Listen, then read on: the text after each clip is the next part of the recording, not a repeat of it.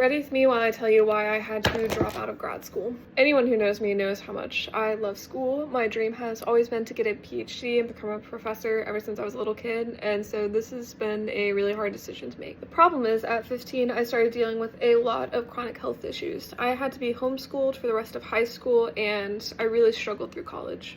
I was able to graduate college magna cum laude, woo, in the honors program, but I also had to take 2 semesters off, and I ended up having to transfer halfway through college to a school closer to my parents because I was on their insurance. Anyways, fast forward to now, and I've been in grad school for a couple of years, but last semester just honestly whooped my butt. I broke my ankle like a week before classes started. I started getting random infections while I was in school. I just started dealing with so many more headaches and migraines, and eventually I had to do the last month of school online. And I was hoping that over the summer I would recover more because I wasn't having classes, but it's just gotten to the point that I know that I'm not going to be able to do school and work in order to pay for school. As you can imagine, this has been an incredibly tough decision to make after an already tough year, but I know it's the right call, and I know that if I tried to push through and do school this semester, it would make my health so much worse.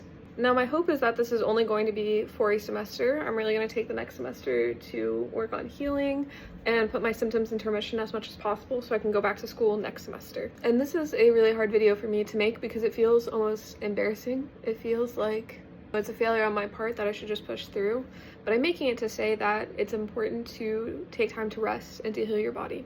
Unfortunately, this means I also will not have a job because I work for the school as a student worker, and if I'm not a student, then I can't be a worker. Y'all are gonna see a lot more of me on here. Anyways, all that to say that it can be really hard to make the decision to take care of your health, but if you don't prioritize your health, everything else is gonna fall apart. And I'm so thankful for this little community that I've built. I know that sounds really silly because, you know, it's social media and I haven't met a lot of you, but just know that every time you guys interact with my posts, you leave comments or send me messages, it brings me so much encouragement and encourages me to keep doing this. And if you'd like to support me, because I don't get paid on Instagram or Facebook for any of my videos, and I make very little on TikTok, if you want to subscribe to my Substack or go watch my YouTube videos, that would mean a lot.